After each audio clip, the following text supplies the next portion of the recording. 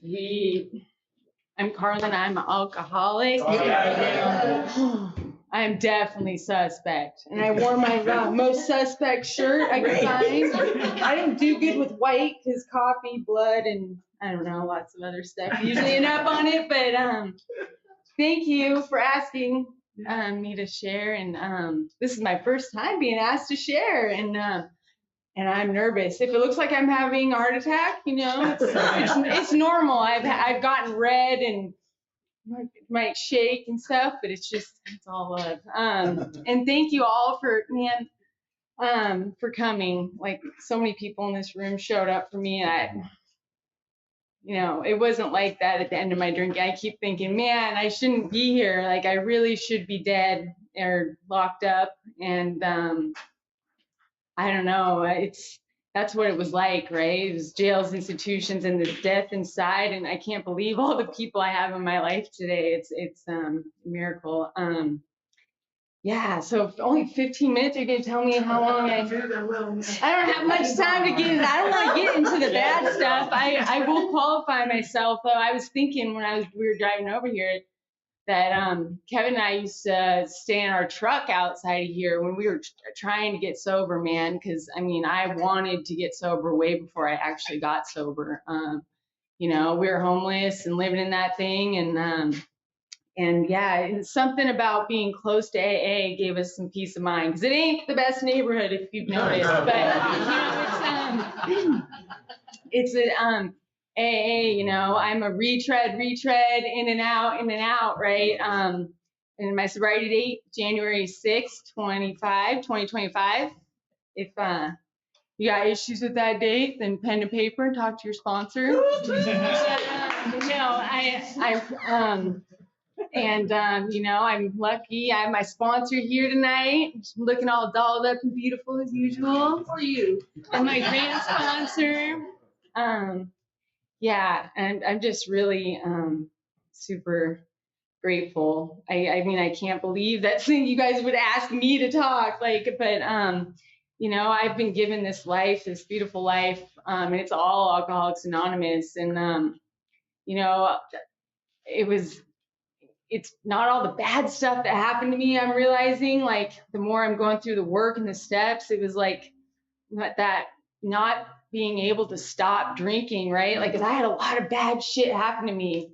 But I came to a point where I asked for help and I was able to follow direction. And I heard a speaker say that's the gift of desperation. I'm like, oh shit, really? Because I always thought it was, going in and out of jail, or, I've been to Fairfax a couple times. That's no fun. And losing my nursing career, I was a nurse, and I thought I would never, ever, right? Because I used to watch Nurse Jackie, like, oh man, I'll never get that bad. I'll never steal drugs from patients, right? Oh yeah, I got there. So that was I crossed that bridge, and I got caught. They didn't.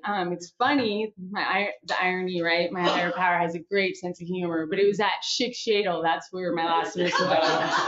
And yeah, and it's fun. Yeah, and my brain was telling me, no, you're helping these these people that need help. And I knew Shadle would never help for me because I had aversion every time I drank. Like, I do not drink for the taste. I drink for the effect, right? They try to give aversion therapy and all this stuff, and it's crazy. All the other things, I've tried all the other things, and none of them worked. The only thing that has worked is right here in this book, and right here in this room, and and it took a lot for me to get there, right? Like, the God thing, I fought that for a long time. But alcohol is a great persuader, and it brought me to this point of just hopelessness. It is a depressant. I did, I didn't really realize I was drinking. Like, why am I so depressed, right? Like, why am I so suicidal? But that was really like when I really get not the delusional thinking of drinking, but the real, like, honest reality of what drinking. It brought me to just obsessing over ways to kill myself, and so it's So that was a great persuader for me to give this thing a try. You know, I stumbled into the Unity group 7 years ago, about 7 years ago, when we, you know, were coming out of living in a car, and you know, and there were people who were happy, joyous, and free there. One of them sitting in the back trying to ignore me, but he's that, you know.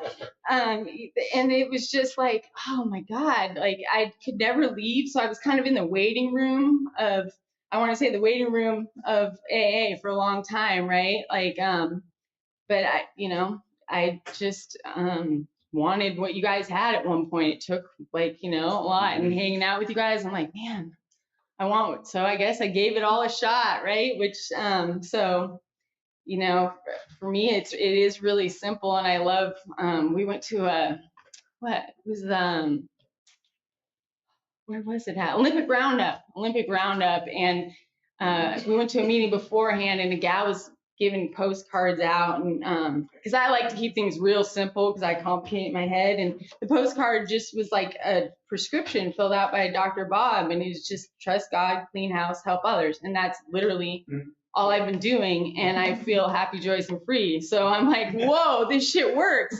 Crazy, man. Like, helping others is the good dope, and I've been searching for this my whole life, and to feel a part of, you know. Like, you guys are my chosen family, and you know, the steps have, you know, allowed me to quit speaking fluent Victimese. You know, I was very victim for a long time, and blamed everything else, and you know, it kept me drunk and miserable, and you know, so, you know, like they say, get a sponsor. I mean, I dare you, like, get a sponsor, you know, and I don't like being told what to do, so I'm not telling you what to do, but this is what I did, and it, you know, it was like, okay, get a sponsor, get a home group, and work the steps, and it's all in this like magical book here, and I am going to read one part because, you know, it's my favorite. Well, there's so many favorite parts, but you know, it's for a vision for you. Oh, I still have 8 minutes. Okay. We'll see where it leads me.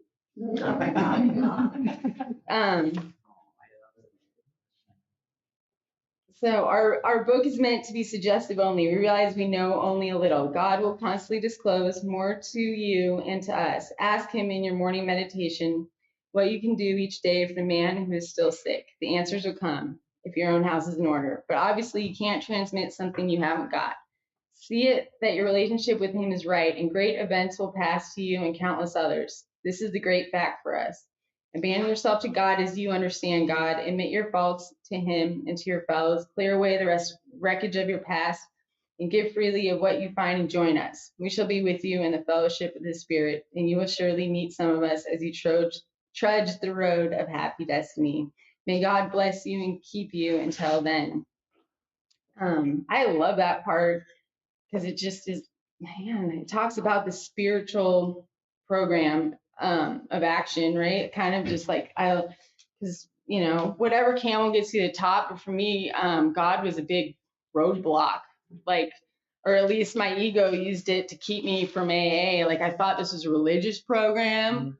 And, you know, I thought a lot of things, right? Like, it's going to be a bunch of, you know, old guys just talking about their problems. And there are some meetings like that. I'll let you know where they're at. You know, and it's, you know, and thank God we are so blessed in this Seattle area. I can't believe Kevin was showing me there that this was the first meeting in Seattle. Like, that's freaking amazing, right? Like, and we're so blessed to, even like, we live out in Sultan now, and we have a house. Like, and I think about, wow, we're living in a car, and I mean, we own a house. I never thought that would be me, never. I mean, you know, it's crazy. I mean, all the good things, I can't even begin to say how much gratitude I have for it, you know. But you know, I just am very grateful for the spiritual program of action. But I really am the worst alcoholic I know, so I need to do it all. Like, I wake up and you know, I gotta get me out of my head and God in, and like, and so I have to use this book. I started using it. I've had lots of seeds planted over the years, and I start reading 86.